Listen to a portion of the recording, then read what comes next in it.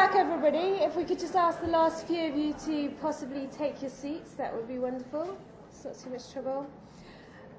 Right, good afternoon. My name's Dr. Emma Roney, and I'm a Senior Educational Psychologist with Northamptonshire County Council. As an educational psychology service, we work with children and young people across the 0 to 25 age range and across a range of needs. So we work across need and across age range as well. I also work, as David mentioned earlier, as part of the Targeted Mental Health in Schools programme as well, alongside my colleague Emma, who's here today, and John Farden and other practitioners as well. My name's Emma Tucker and I work for CAMHS. I'm a primary mental health practitioner. I work for a team within CAMHS that really looks at sort of preventative and community engagement activities to try and prevent young people from actually requiring CAMHS services that are for complex, severe and enduring mental health. So if we make a start. So first of all, what is self-harm? We've already touched on this a little bit. So self-harm really can be a real wide range of behaviours that we might see. It's a bit like when we think about the continuum of mental health. We have emotional well-being and we have severe and complex enduring mental health at the other end. And self-harm can be exactly the same of that. A colleague and I did a really good talk once in a junior school, and they were talking about all the self-harming behaviours they see there with primary school children. It was very different often to secondary school children, but they were still there. We sort of stereotypically think of young girls cutting, but we need to think more broadly than that really, and think of the gender differences and how boys might, manage their emotions and their feelings. And we often think, obviously, about it cutting, but it can be, as I said, a wide range of different things they might do. And looking at why young people self-harm, again, that's really very, very wide. We can't really generalise at all. It might be that they've got individual difficulties, maybe with depression or anxiety, or maybe actually it's more far wider. Maybe there's family difficulties or social difficulties. And it's really about getting a real understanding from that individual about what is going on for them. And it's really about a way of them coping and their behaviours displaying that way of their way of coping for that time.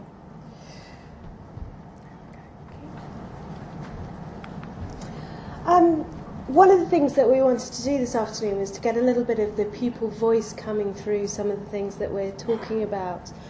Obviously, within the context of the conference, we can't go into too great a detail because of times and restraints around actually the detail of self-harm and the presentation of it within individuals. But we felt that it was useful just to encapsulate some of the pupil voices from our practice that are coming through as to the reasons why young people have communicated as to why they do self-harm or engage in acts of self-harm. And you can see that they are varied.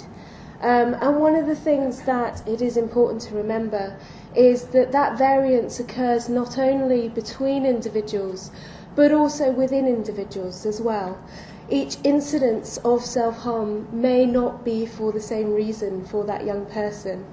And that's something that it's important to remember, I think, when we're working with children and young people in this area, that actually it might be an initial trigger, but then it may be actually become a cycle of self-harming behaviours, which I'll talk about in a minute. And so it's important to treat each incident really carefully. And one of the main things that we would advocate doing is opening up those channels of communication for that child or young person, listening to them and attuning with those children and young people so that we can be there, we can be that person that they come to and they feel like they've got those avenues of support when they need them. As you can see, the explanations differ widely from things that are quite explicit and about an emotion that they're trying to cope with. So, for example, letting the anger out, breaking numbness, those sorts of things. For the physical pain to overtake the emotional pain. And we often hear about that quite a lot in the literature as well, around actually that that self-harm is a coping act. It's a physical presentation of dealing with severe psychological or emotional distress. But we also see other reasons as well. There's the mention of addiction there, which we're going to come on to briefly in a moment. But there's also things that are around the fascination of the physical act as well. We see there in the bottom corner around liking to watch the blood run in obviously a situation of cutting. So a really varied range as to why pupils and young people may engage in these types of behaviours. You'll notice in your toolkit, this is something that's mentioned within the toolkit, around the cycle of self-harm. And I think this is one of the things that we wanted to emphasise today as well, is to think about how actually a self-harm act may not be a static thing. It may actually be part of an ongoing human experience for that child or young person. And we often think about coping strategies and that kind of language when we talk about self-harm. And it's important to remember that that may form part of a cycle, part of an ongoing process, and part of a way of dealing with things that that child or young person is encountering in their life or has previously encountered in their life. The cycle of self-harm, we see at the top looking at negative emotions, perhaps the initial negative emotions. They may be around specific life events or specific things that they're trying to deal with. Moving through to the tension that builds for that child or young person, and that inability to actually control those emotions, and maybe some dissociation to cope, using dissociation to cope with that tension. Moving into actually the act of self-harm itself. Again, they may be very different, and the reasons for that act may be very different. Unusually, and this is perhaps one of the elements that we don't think about quite so much, is actually then moving through the positive effects for that child or young person of the self-harming act. Perhaps a sense of release, perhaps a sense of actual empowerment in having coped with something, having actually moved themselves forward. A physical response to an emotional act, perhaps, endorphins released, tension and negative feelings dispelled for that short period of time. But then the resulting negative effects of that experience. So seeing that kind of wave, that cycle coming in as well.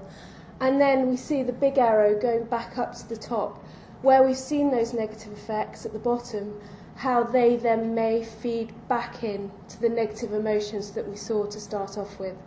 And that comes into that notion of that cycle and that element of self-harm as an addictive behaviour, which Emma's just going to touch upon now.